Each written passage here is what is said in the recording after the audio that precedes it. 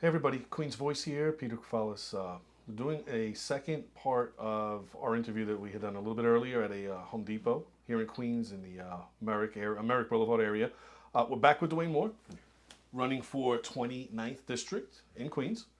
And what we're going to touch on now is we were just speaking before we set up the camera again. So Dwayne is very concerned about what's not being invested in the people in his community, what's not being invested in terms of infrastructure. Obviously, infrastructure in anywhere in Queens or the New York City area is crumbling, to say the least.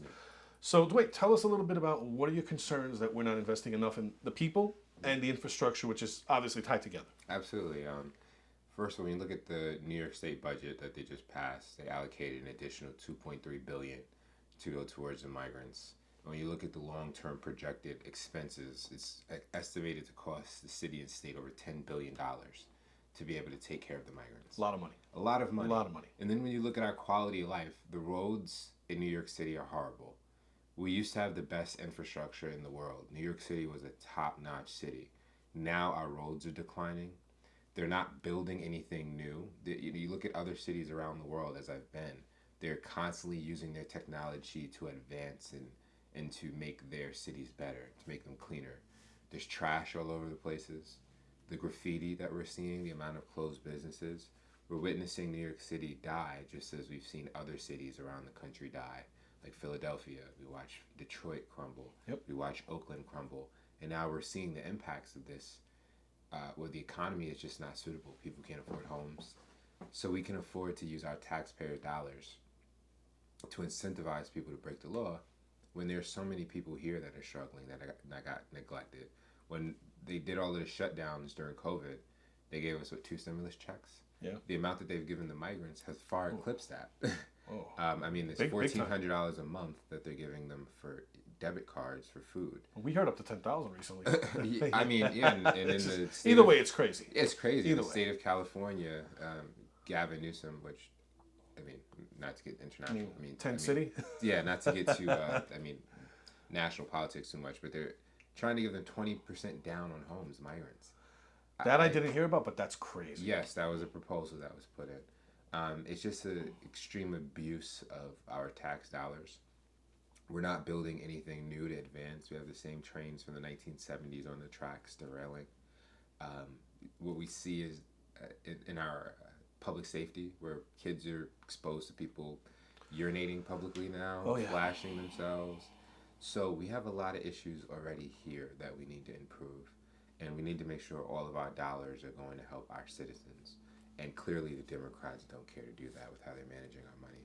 Now, we just drove around your district, and not to pick on your district, but throughout Queens, some are better than others, but the infrastructure is crumbling. Yeah. There's no argument about that. Absolutely. And flooding, a lot of flooding throughout Queens. Yeah. And also, correct me if I'm wrong, I would say a lot of the people in your district are dependent on the bus to get to the train or the bus to get to, They have an extended subway access out here.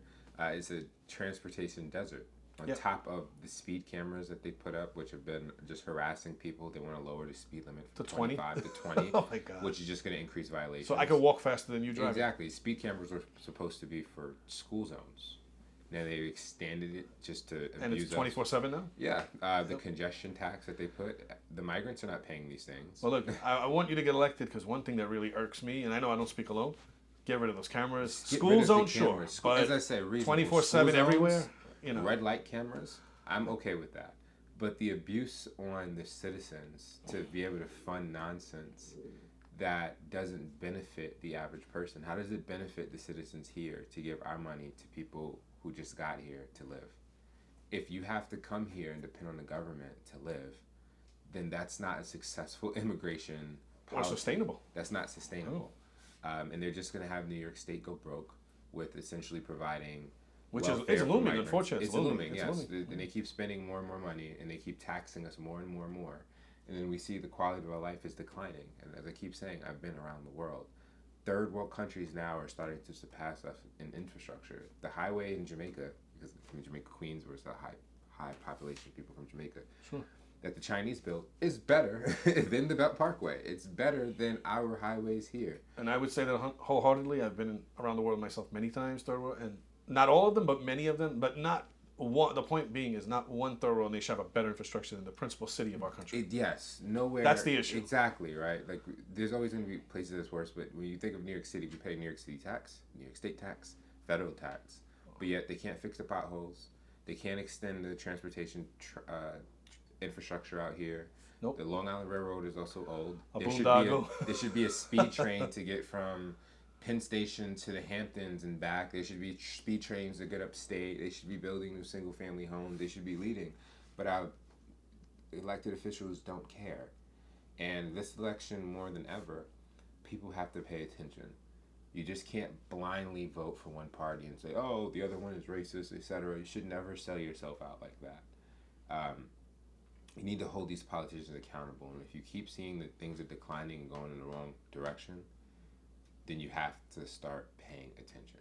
This has to change. Oh, I agree. I would equate it to this. If you have a team that all of a sudden isn't winning anymore, the buck has to stop with the coach or the coaching staff, and you probably want to replace like a baseball team. You want to replace the coach, maybe the hitting coach, the pitching coach, or exactly make changes. Yeah. No one's held accountable. Or basketball or football, defensive, offense, stuff like that. So you said you drove around the district. You saw all of the closed businesses down in Merrick. Yeah, I'm glad you brought that up. Many on one side alone. There was one block. Forgive me exactly where, but almost completely. The entire block was for rent. Yeah. I believe it was on the store. There was a smoke shop. Looked like it was raided, but on that block there was about 7 stores, corner to corner. Everyone empty, blacked out, or for rent signs. Yep. And this is again one of the wealthiest zip codes in the nation for black people to live. So if that's happening here, what's happening in the rest of the state and the rest of the country? Why they're not top-notch restaurants along Merrick Boulevard? Top-notch infrastructure, top-notch transportation, top-notch schools.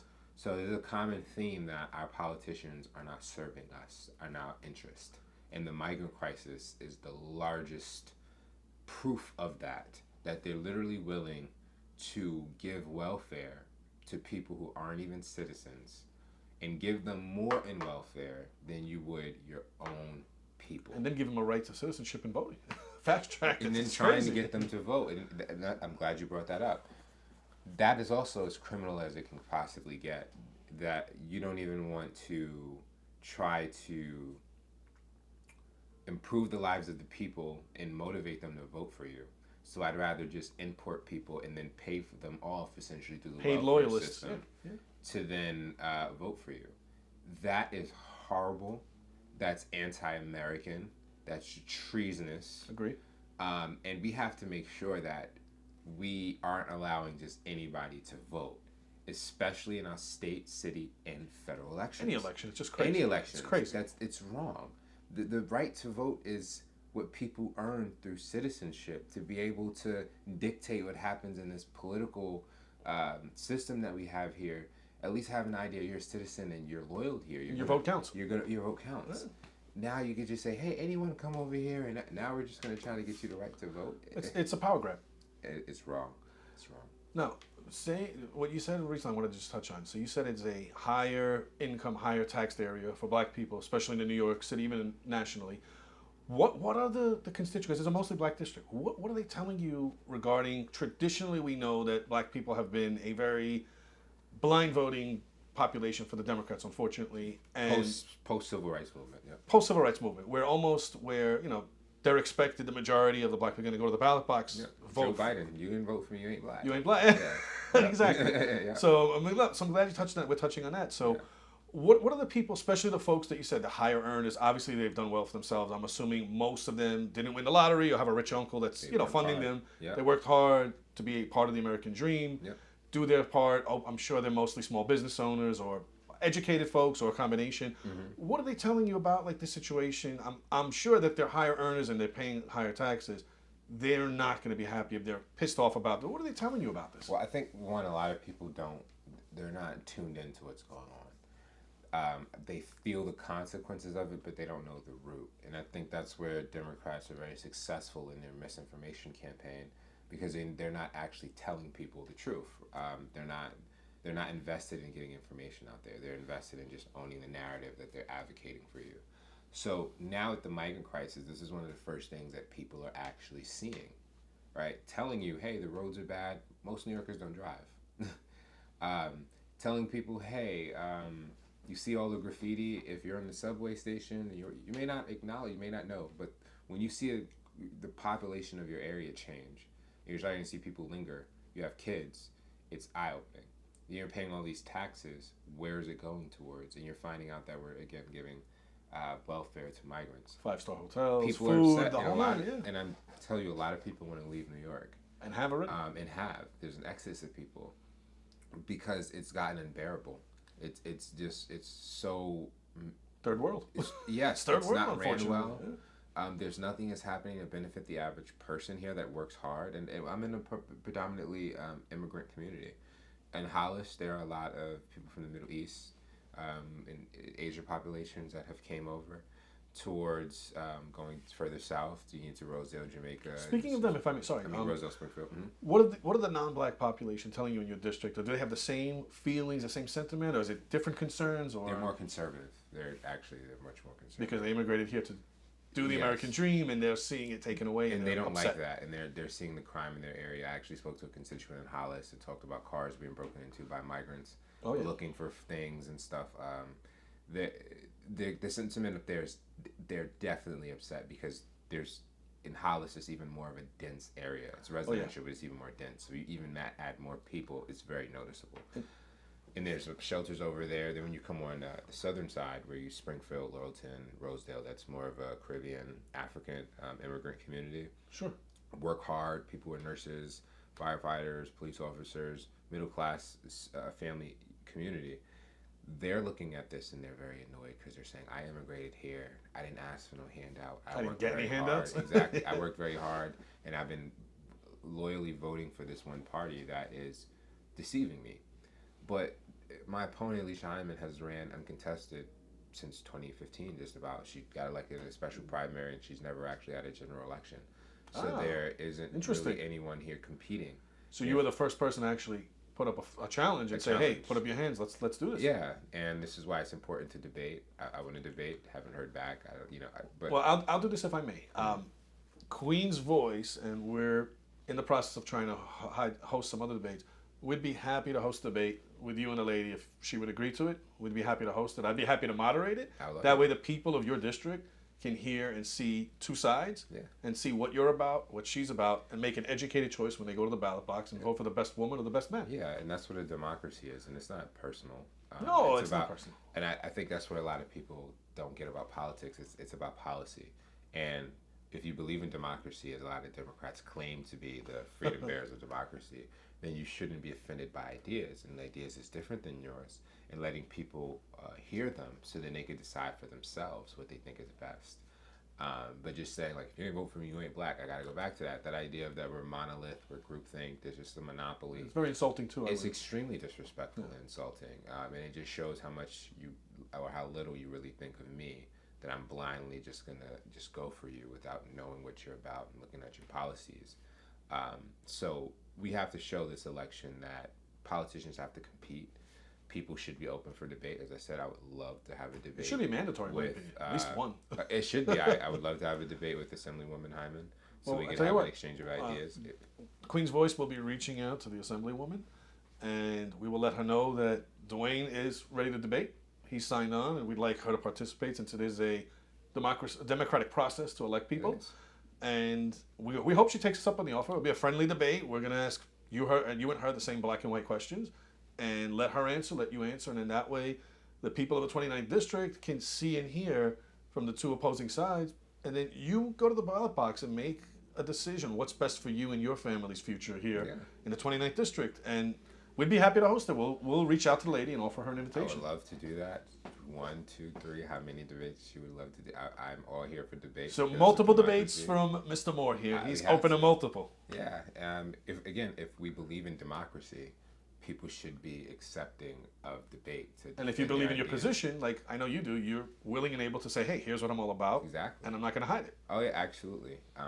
So, as I'm saying, constituents are very upset, but the Republican Party has not been in this area for decades. So there is no reason for people to just blindly trust that the alternative is right. People have a low expectation for politicians as is, because we know, especially in New York. Exactly, because we know most of them are trash and most of them are liars, and most of them just have their own self-interest and no vision for the future.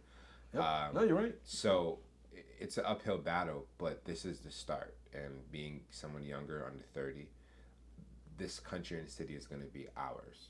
So we need to participate and say, hey, do we want to live in a third world country, what used to be the United States? Or do we want to build again to compete with the best countries in the world to see what Dubai is doing, China's doing, Japan, Korea, South Korea? Not only that, be a first grade city again, because we're not. Exactly. To be a first grade city again. But sadly, we've declined. We've declined, and people connecting it to the culture. If we see why a lot of premieres are not happening in New York City as they once did, because New York City is turning into trash. Or why the Wall Street firms are They're going to leaving. Florida. A lot of the tech companies are leaving. Yep, Texas, Florida, a lot the of Carolinas. the offices are empty. It's because New York City is going to, down the garbage, and it's obvious. And they could put all of the identity politics stuff, and I'm fighting for your rights and all this other stuff while nothing gets done. But your job is not to fight for my rights. Your job is to fight for my right to have a safe community, fight for my right to have excellent transportation, fight for my right to have quality schools, and they failed on every front. So now we have to actually get out to people and tell them, hey, we have an alternative, and hopefully the people agree. Okay, now I want to ask you another question. We spoke about investing in the people and the infrastructure. Is there something that the constituents or yourself feel or want in this community that's lacking? I know we spoke about the transportation, the roads are a given anywhere in Queens, but a community center, or is there something needed to keep the kids, like in my neighborhood, we have a place called the Lost Battalion, Lost Battalion Hall, which doubles as a senior in a community center. It's like one of those gyms, you get a discount, you can pay like to shoot hoops and lift weights. Is there something in this community that you have like that, you're lacking, or anything else that, you running, if you won tomorrow, you would say, hey, you know what, I want to allocate some funds for this project or this type of program for the people in my community, or for the elderly, or for the senior, kids, whatnot. Yeah, so I think the fun part about being a politician or running for office is having ideas, which a lot of them don't. So I actually have policies on my website for you to actually see. Not a lot of people can say it's that. Actually a good website. I looked at it many times. It's actually a very nice website. Thank you. So one, infrastructure. We have immense flooding issues. We need to invest money not towards migrants, but towards upgrading our infrastructure so that... So your own constituents are getting flooded. Constantly. That money that could be used to prevent that and alleviate that is going to illegal aliens. Yes. Big problem. Yes, every dollar that's not going towards improving our city is being wasted. I'm a big proponent of seeing what the world is doing and bringing it here. They have illuminated lanes in other countries they're working on. Yep. Our lanes are horrible. We talk about road safety. How about we bring in our tech companies to help rebuild our city with the best technology for the new standards, modernizing our subway system to be the absolute best in the world again, and extending that out into Jamaica, Queens. That would not only help our small businesses, that would also help alleviate people. We talk about climate change. How do you have that without extending subway access so people can, not drive and get on the trains, but then you want to tax me for driving and you're not improving the infrastructure. Well, speaking of that, sorry, what is your community saying? I'm sure I don't know how the percentage who drives, who doesn't, but I'm sure a lot of people drive. It's a densely populated area. They hate it. The congestion pricing. They hate it. And they're telling you, stop it if you can, do what you can to... Yes, it's a political loser for Democrats, and with this, it's a loser for the citizens. For Joe Biden's economy, with all of the inflation that we're paying, where the average median price of French fries for McDonald's was less than $2 for a medium. Now it's over $4. $20 for a little combo for mediocre food in a lot of ways. We're seeing extreme prices, and now you want to tax us and tax us and tax us more, and we don't even see where it's going. So for me, I'm a vision kind of person. What is the future? How do we build towards the future? Bringing civics and trades back in our schools is vital. Our schools are horrible. Yep. Kids are being graduated with ideas of being social justice warriors, Marxism, communism, socialism, anti-American. Yes, all of these things, instead of becoming welders, instead of being the next generation of plumbers, business owners, auto mechanics, AC repair. Yeah. Yes, things that actually give you dignity in life outside of always focusing on the things that's wrong in your identity. It's also kind of borderline just focusing on yourself, individual. It's not collective. And it's anti-family in a lot of ways, and we're seeing, because we have a breakdown of families, we're pushing all of that in the schools, and we're not educating kids to get skills anymore. We're focusing on a lot of issues that used to be handled at home. Well, just go to college, go. Yes, so and it's not for everybody. No, it's not for everybody. I've seen many times where kids that graduated high school with a 2.0 GPA go take out $40,000 a year for loans and then flunk out of school.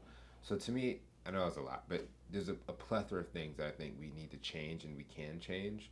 And we can give our kids skills through our school system to bring it back civics and trades to rebuild the city. We have a labor shortage. A Yeah, lot we of the do. people we see are just they're older generations, they're upper 50s, 60s. We're seeing a huge drop off. Who's going to fix the roads? Who's going to build the new houses? Who's going to work on Air our traffic control. infrastructure? Yes, Yeah. these are huge issues. We're graduating kids to hate their country. A lot of times think of only the communities as less than and not understanding any civic engagement. And this is what we're seeing. All the young men roaming around, not having work, plus the migrants. But we can fix it. It's all fixable. There's politicians that actually have a real plan. Eliminating the congestion tax, eliminating all of these extra fees that it takes to open a business. You know, if people used to come here with pennies in their pocket, work, open up a storefront, And be successful. and be successful, enough to raise a family, and that's all they wanted.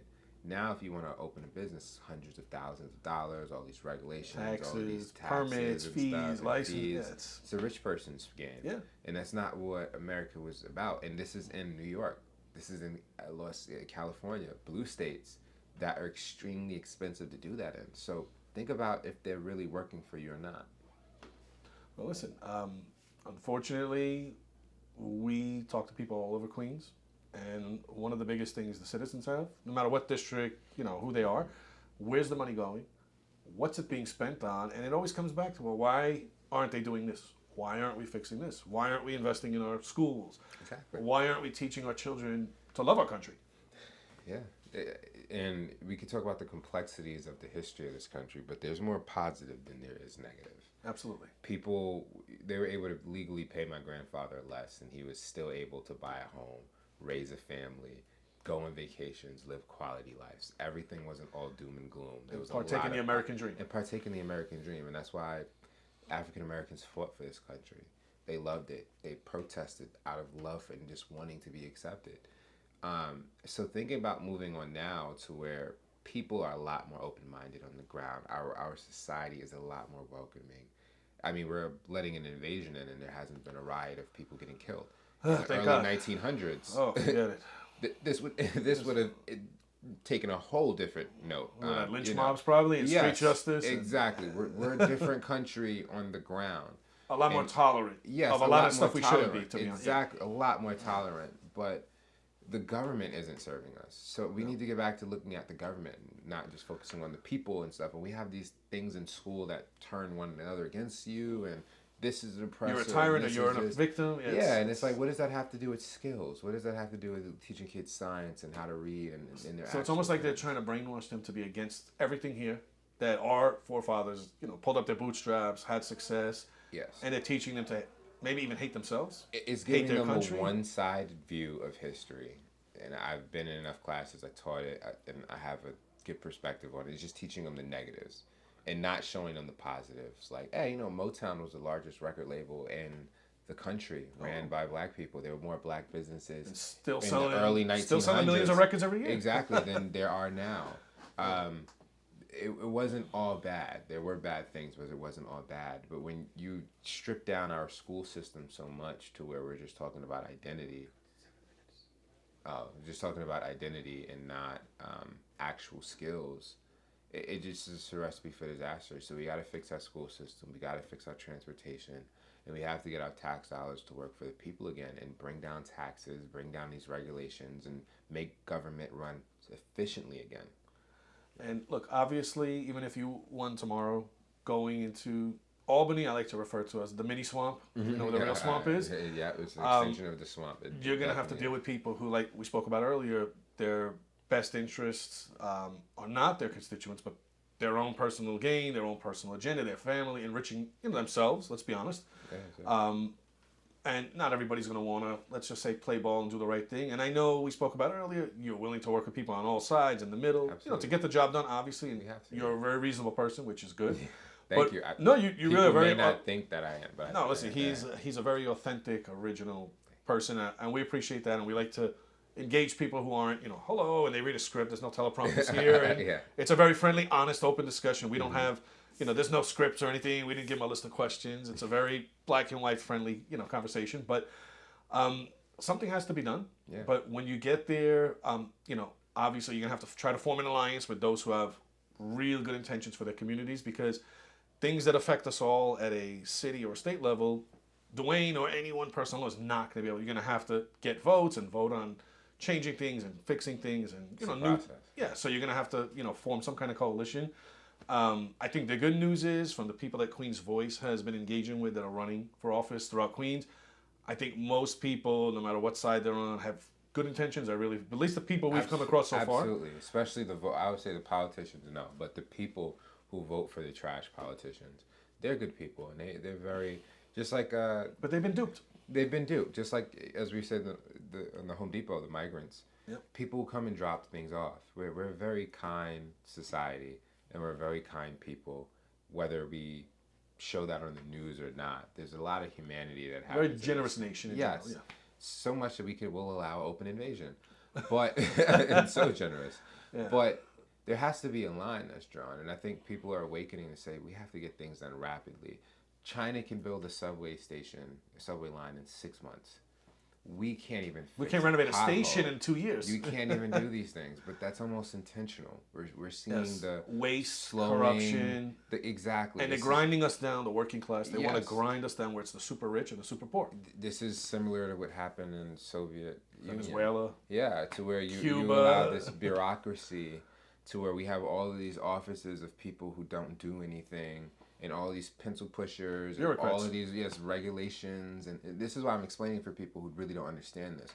All these regulations and things that stop you from doing things that you should be able to do freely in a democracy, that make it so expensive and make it so slow that nothing gets done, so the city and country falls apart. This narrative has been played in history.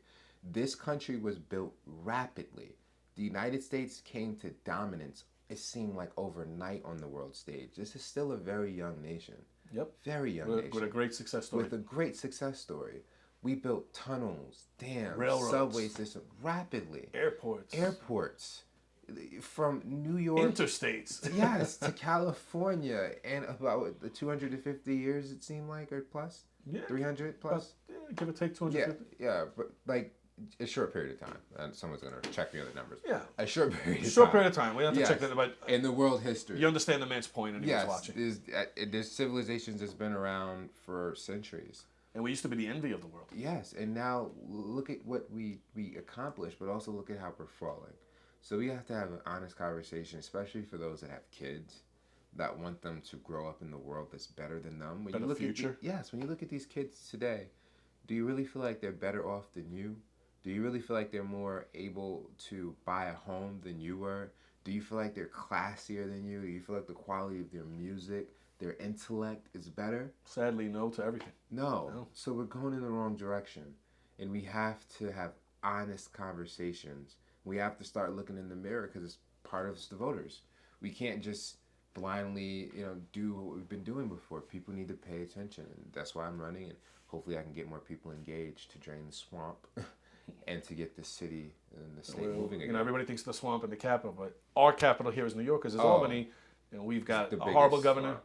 We've got a lot of dirtbags there, and it's a dirty place that's got to be cleaned up. People without vision, people who are there for nepotism, and they're there for their own purpose, and not for us. Not for us. Not at all. We had the politicians of this country previously had visions of, I'm gonna build the best city in the world, and I'm gonna knock New York down, and all these different cities had a unique architecture.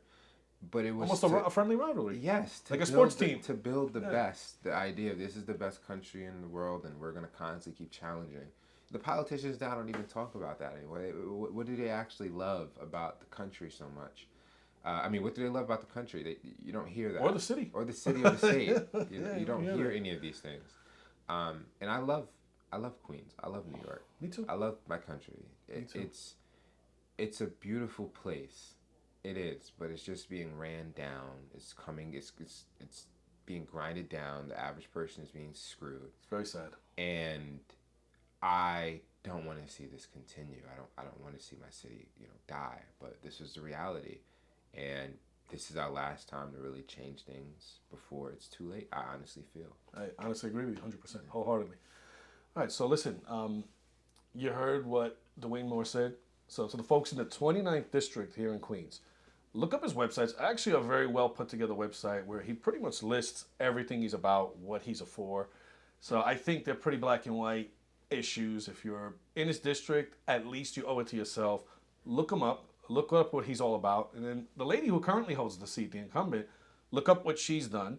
We will be reaching out to the lady to see if she will kindly take us up on our offer, because I think every district, the constituents deserve at least one debate to hear from both sides. It's only fair. It's only democracy. People believe in a democracy. And if you believe in what you're all about, and I know you do, you shouldn't have any problem setting up a debate and answering the questions.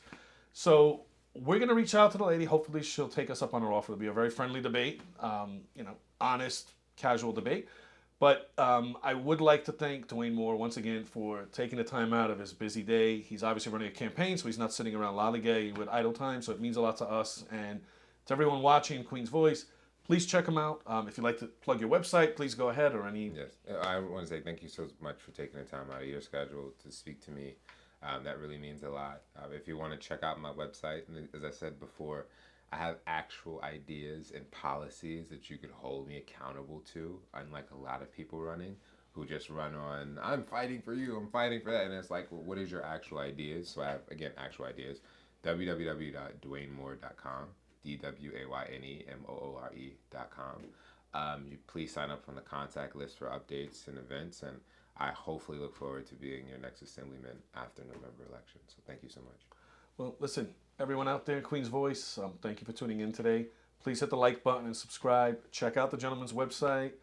He's got a lot to say. We're going to try to get that debate set up, like I said, but I would like to thank on behalf of Queen's Voice and all our viewers. Thank you very much, Dwayne.